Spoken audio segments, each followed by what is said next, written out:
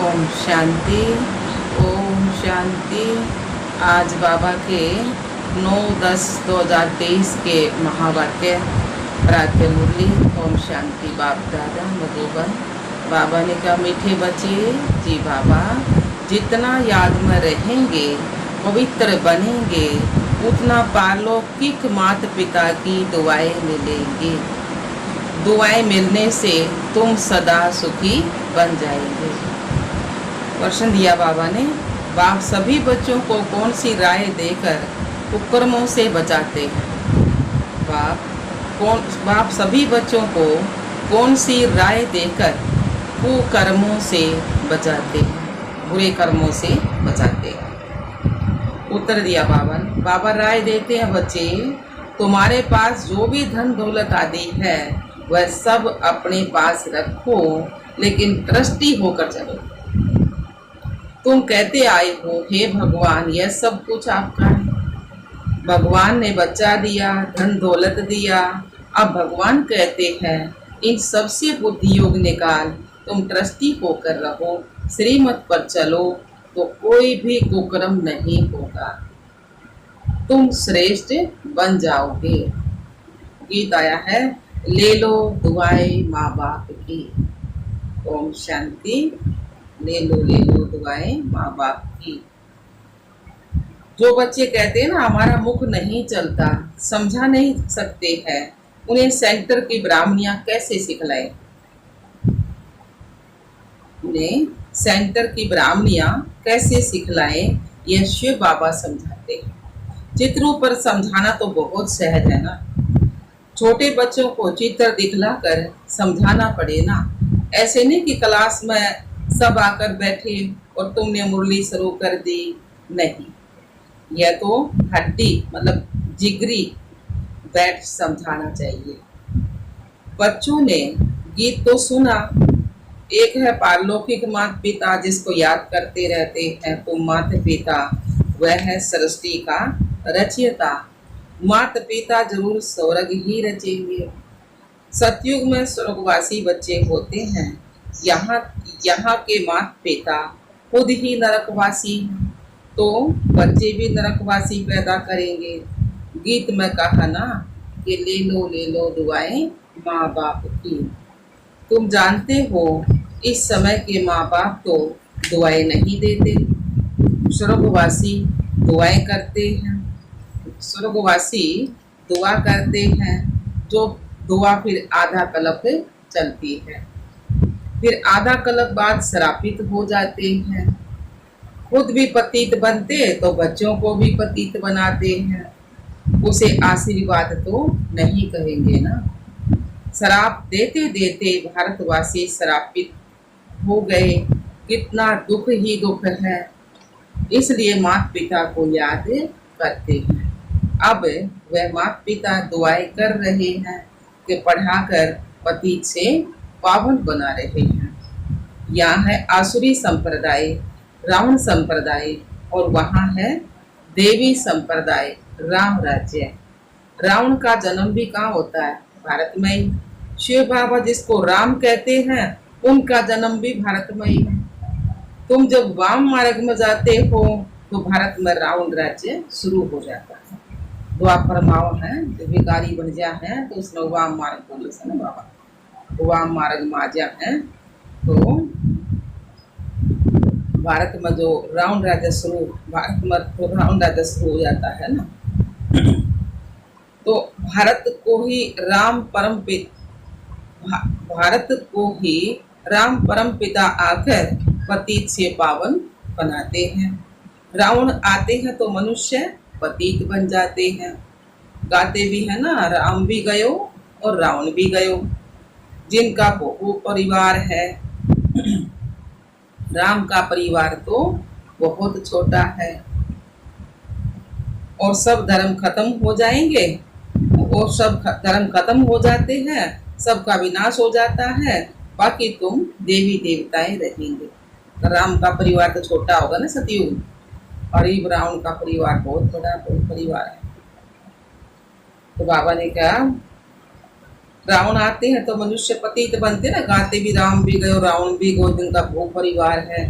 राम का परिवार तो बहुत छोटा है, और सब धर्म खत्म हो जाते हैं, सबका विनाश हो जाता है, बाकी तुम देवी देवताएं रहेंगे।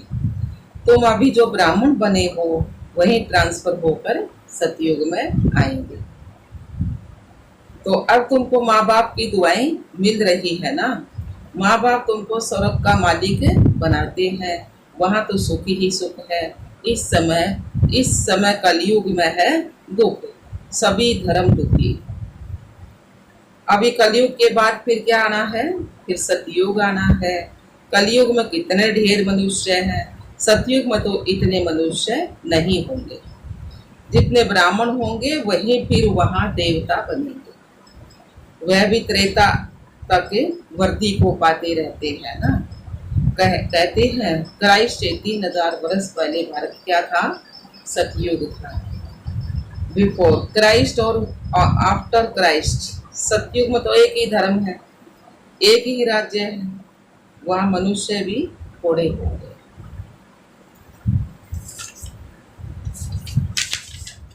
सिर्फ भारत होगा और कोई भी धर्म नहीं होगा ना। और धर्म तो बाद में आएंगे ना, तो प्रयोग से पहले इस्लाम धर्म आएगा, फिर उसके बाद बुद्ध धर्म आओगा, फिर क्रिश्चियन आओगा, छोटे छोटे तो और मठपंथ बहुत ज्यादा होगा ना। तो बाबा ने क्या, भारत में होगा और कोई धर्म नहीं होगा, सिर्फ सूर्यवंशी ही होंगे।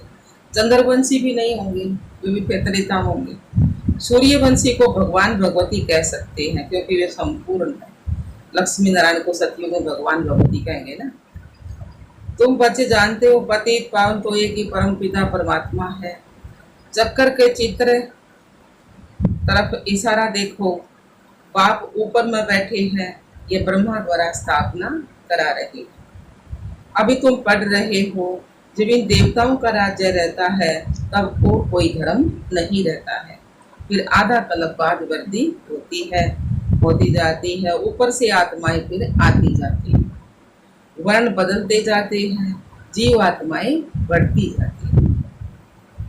सतयुग में होंगे कितने? शुरू में 9 लाख, फिर करोड़ होंगे, फिर वृद्धि को पाते जाएंगे।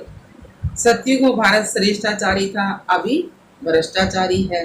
ऐसे नहीं कि सब धर्म वाले श्रेष्ठाचारी बन जाएंगे, नहीं, और धर्म वाले कहाँ होंगे बाद में ना। द्वापर युग से इतने ढेर मनुष्य हैं,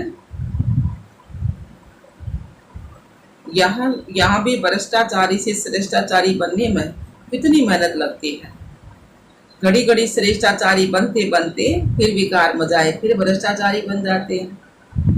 बाप कहते हैं मैं आया हूँ तुमको काले से गोरा बनाने। तुम घड़ी घड़ी फिर गिर पड़ते हो। बेहद का बाप तो सीधी बात बतलाते हैं, कहते हैं यह क्या कुल कलंकित बनते हो, काला मुंह करते हो, क्या तुम गोरा नहीं बनेंगे? गोरा बनाना तो आए से ना बाबा। तुम आधा कल्प श्रेष्ठ थे, फिर कलाएं कमती होती जाती हैं। बाबा तो गोरा बनाओ, फिर विकार में चले जा, काम विकार फिर काले बन जाए। तो बाबा ने कहा तुम गोरा नहीं बनोगे क्या? गोरा बनाने आया ना बाबा। तो बाबा कहे हैं हाँ तुमको भी श्रेष्ठाचारी बनना चाहिए। श्रेष्ठाचारी कौन आकर बनाते हैं? बाप है गरीब निवाज, पैसे की बात नहीं है। बेहद के बाप के पास श्रेष्ठ बनने आते हैं तो भी लोग कहते हैं तुम यहाँ क्यों जाते हो, कितने विघ्न डालते हैं। तुम जानते हो इस रुद्र ज्ञान यज्ञ में असुरों के विघ्न बहुत पड़ते हैं, अबलाओं पर अत्याचार होते हैं, कोई फिर स्त्रियां भी बहुत तंग करती हैं। पति ज्ञान मचा जा तो स्त्री भी बहुत तंग करा है विकार के लिए। वो लोग सोच नहीं जानते, सुनो जानते हैं, पति तो करे करा तंग है, फिर स्त्री भी सी हो जाए कहीं। तो बाबा ने कहा कोई फिर स्त्रियां भी बहुत तंग करती है विकार के लिए, शादी करते हैं। अब बाप काम चिता से उतार ज्ञान चिता पर बिठाते हैं। तो जन्म जन्मांतर का कंट्रास्ट है, इस समय है ही रावण का राज्य। गवर्नमेंट कितने साधना में करती है, रावण को जलाते हैं, खेल देखने जाते हैं। अब ये रावण कहाँ से आया? किसी को नहीं मालूम ना। रावण का जन्म हुए तो कितने कितने वर्ष हो गए, 2500 वर्ष हो गए। द्वापर युग से आए ना पांचवें कार्य, तो रावण ने सबको शोक वाटिका में बिठा दिया है। सब दुखी ही दुखी हैं, राम राज्य में सब सुखी ही सुखी होते हैं। सतयुग में सब सुखी होंगे। तो अभी है कलयुग का अंत, विनाश सामने खड़ा है। इतने करोड़ों मनुष्य मरेंगे तो जरूर लड़ाई तो लगेगी ना। सरसों माफिक सब पिस जाते हैं ना। आप देखते हो तैयारियां हो रही हैं, बम बनाने लग रही है, तो बम की तरह सृष्टि का विनाश होना है ना। तो बाबा ने कहा, बाप स्वर्ग की स्थापना कर रहे हैं, यह ज्ञान और कोई भी नहीं दे सकता। यह ज्ञान बाप ही आकर देते हैं और पतितों को पावन बनाते हैं। सतगति करने वाला तो एक ही बाप है। सतयुग में है ही सतगति, वहाँ गुरु की दरकार नहीं है। अभी तुम इस नॉलेज से दरकारदर्शी बनते हो। सतयुग में लक्ष्मी नारायण में यह ज्ञान बिल्कुल नहीं होगा। क्यों नहीं होगा? क्योंकि इस समय की प्राप्ति में लगी ना सतयुग में। तो बाबा ने कहा, तो फिर परंपरा से यह ज्ञान कहाँ से आया? अभी है कलयुग का अंत। तो बाप कहते हैं, तुम मुझे याद करो, स्वर्ग की राजधानी स्थापन करने वाले बाप को और वर्षे को याद करो। पवित्र तो जरूर रहना पड़ेगा, वह है पावन दुनिया। जिस तरह मंदिर में हम देवता की पूजा करा, हाँ तो पवित्र है रहे, जब तो पूजा होगा ना उनकी जड़ तरह की। तो इस समय हम पवित्र रहेंगे, पवित्र होंगे तो सतयुग में हम देवता बनाएंगे और फिर द्वापर युग में इनके चित्तर रख कर उनकी पूजा करेंगे। पवित्रता का ही गान है ना सारा। तो बाबा का है ही पावन दुनिया। तो यह है पतित दुनिया। पावन दुनिया में कंस, जरासंधी, हिरण्यकश्यप आदि नहीं होते। कलयुग की बातों को सतयुग में ले गए। शिव बाबा आए हैं कलयुग के अंत में। आज शिव बाबा आए हैं, कल श्री कृष्ण आएगा।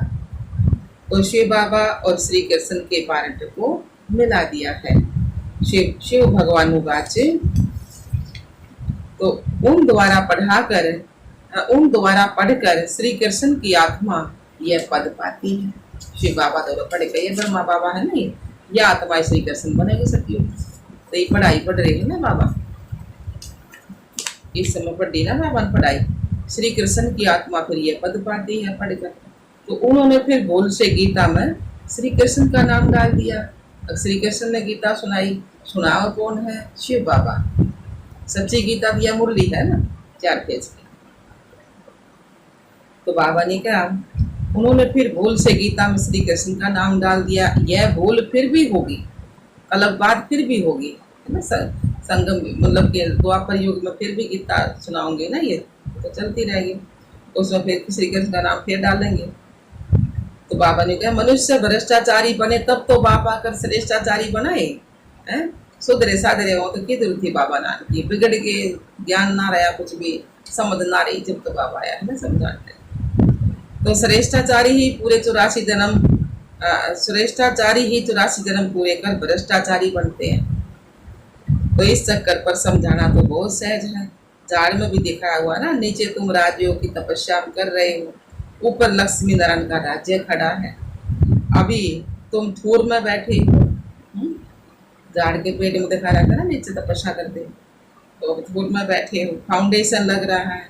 तुम जानते हो फिर सूर्यवंशी को वैकुंठ में जाएंगे। राम राज्य को वैकुंठ नहीं कहा जाता। त्रेता में आओगे ना, 2 कलाक कम हो जाएंगे ना, तो उसको वैकुंठ नहीं कहा जाता, सेमी स्वर्ग कहा जाता। सब त्रेता युग वैकुंठ श्री कृष्ण के राज्य को कहा जाता है। अभी तो तुम्हारे पास बहुत आएंगे, एग्जीबिशन आदि में तुम्हारा नाम वाला होगा, 1-2 को देखकर वृद्धि को पाएंगे। बाप आकर ये सब बातें समझाते हैं। चित्रों पर किसको समझाना बहुत सहज है। सतयुग की स्थापना भगवान ही आकर करते हैं और आते हैं पतित दुनिया में, सांवरे से गोरा बनाते हैं। तुम श्री कृष्ण की राजधानी की वंशावली भी हो, प्रजा भी हो, बाप अच्छी रीति समझाते हैं। निराकार शिव बाबा आत्माओं को बैठ समझाते हैं कि आप मुझे याद करो। यह है रूहानी यात्रा। हे आत्माएं, तुम अपने शांति धाम निर्वाण धाम को याद करो तो स्वर्ग का वर्षा मिलेगा। अभी तुम कहाँ बैठे हो? अभी संगम युग पर बैठे हैं ना। तो बाप कहते मुझे और अपने वर्षे को याद करो तो तुम यहाँ स्वर्ग में आ जाएंगे। जो जितना याद करेंगे और पवित्र रहेंगे ना उतना उच्च पद मिलेगा। याद करने का ये मतलब है, अब जो पहले हम गलत काम असुरी काम करा करते भी हमने गलत काम नहीं करा तो बाबा याद है, और वो गलत करते रहे तो बाबा याद नहीं। तो बाबा ने कहा फिर तुमको उच्च पद मिलेगा ना, पवित्र रहेंगे तो जितना याद करेंगे और पवित्र रहेंगे उतना उच्च पद मिलेगा। तुमको कितनी बड़ी दुआएं मिल रही हैं, धनवान भव, पुत्रवान भव, आयुष्मान भव। सतयुग में धनवान भी होंगे, सबके पास एक पुत्र भी जरूर होगा और लंबी आयु भी होगी, 150 वर्ष की आयु होगी सबकी। अरे तो किसी का लड़की लड़की है, किसी का लड़के लड़के, किसी का कती भी हो जाए। और सतयुग में सबका एक बच्चा एक बच्ची जरूर होगा, धनवान भी होंगे, लंबी आयु भी। देवताओं की आयु बड़ी बहुत बड़ी होती है, साक्षात्कार होता है। अभी यह शरीर छोड़ जाकर बच्चा बनना है तो ये अंदर में आना चाहिए। हम आत्मा ये पुराना शरीर छोड़ जाकर गर्भ में निवास करेंगे। सत्युग में तो गर्भ महल होगा। तो बाबा ने कहा जिस तरह नाक कांचली छोड़ दिया है ना तो नई लकड़ा है ना, उसी तरह मनुष्य भी शरीर छोटा ना सतयुग में 150 वर्ष की आयु में, तो जैसा नाक कांचली इसका शरीर छूट जाएगा, ना कोई आरी बीमारी कुछ, ना दुख कुछ ना होगा, ना शरीर बूढ़ा होगा जैसा। तो सतयुग में एकदम शरीर छोड़ जाएंगे, हमें पता लग जाएगा एक में बच्चा बनने वाला है। तो बाबा ने कहा हम आत्माएं पुराना शरीर छोड़ जाकर गर्भ में निवास करेंगी। अंत मते सोगते, बूढ़े से तो हम क्यों ना बच्चा बन जाऊं। अंत में जिसकी याद होगी ना उसे बनाएंगे ना। तो बाबा ने कहा आत्मा इस शरीर के साथ है तब तकलीफ महसूस करती है, आत्मा शरीर से अलग है तो आत्मा को कोई तकलीफ महसूस नहीं होती है। शरीर से अलग हुआ और खलास। हमको अब जाना है, मूल वतन से बाबा आते हैं लेने के लिए। अब यह है दुख धाम, अभी हम जाएंगे मुक्ति धाम। तो बाप कहते हैं सबको मुक्ति धाम ले जाता हूँ। जो भी धर्म वाले हैं सबको मुक्ति धाम जाना है। हम पुरुषार्थ, वह पुरुषार्थ भी मुक्ति में ले जाने के लिए करते हैं ना। बाप कहते हैं मुझे याद करो तो मेरे पास आ जाएंगे। बाबा को याद कर भोजन खाओ तो तुमको ताकत मिलेगी। अशरीरी होकर तुम पैदल आबू रोड तक चले जाओ, कभी तुमको कुछ भी थकावट नहीं होगी। बाबा शुरू में ये प्रैक्टिस कराते थे, समझते थे हम आत्मा हैं, बहुत हल्के होकर पैदल ही चले जाते थे, कुछ भी थकावट नहीं होती थी। शरीर बगैर तुम आत्मा तो सेकंड में बाबा पास पहुंच सकती हो। सोचा और पहुंचे। यहाँ एक शरीर छोड़ सेकंड में जाकर लंदन में जन्म लेते हैं ना।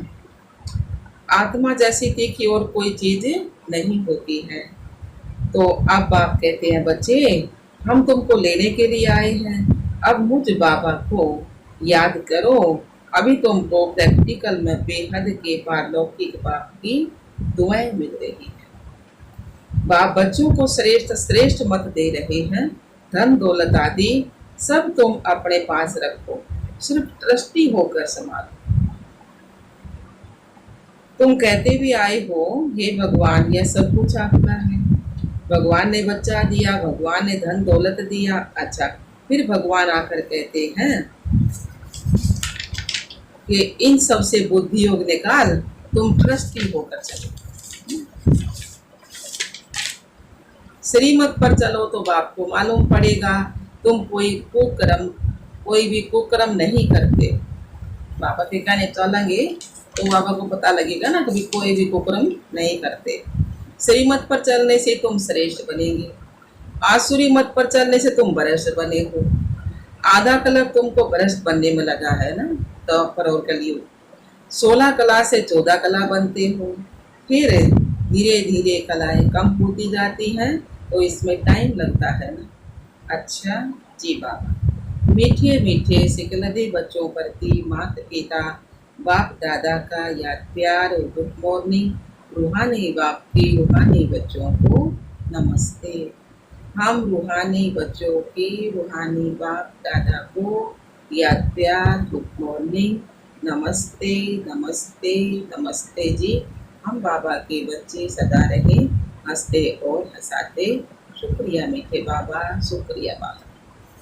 धारणा के लिए मुख्य सार बाबा ने सुनाया, चलते फिरते सदरी बनने का अभ्यास करना है। भोजन एक बाप की याद में खाना है।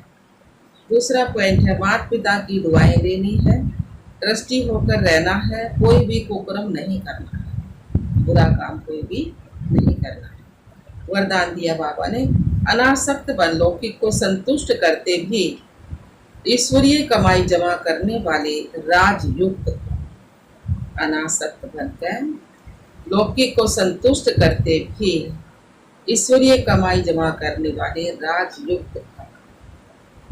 सार दिया बाबा ने, कई बच्चे लौकिक कार्य, लौकिक प्रवृत्ति, लौकिक संबंध संपर्क निभाते हुए अपनी विशाल बुद्धि से सबको संतुष्ट भी करते हैं और ईश्वरीय कमाई का राज जानते हुए विशेष हिस्सा भी निकाल लेते हैं। ऐसे एक नामी और इकोनॉमी वाले अनासक्त बच्चे हैं जो सर्व खजाने, समय, शक्तियाँ और स्थूल धन को लौकिक से एकानामी कर अलौकिक कार्य में प्राण दिल से लगाते हैं।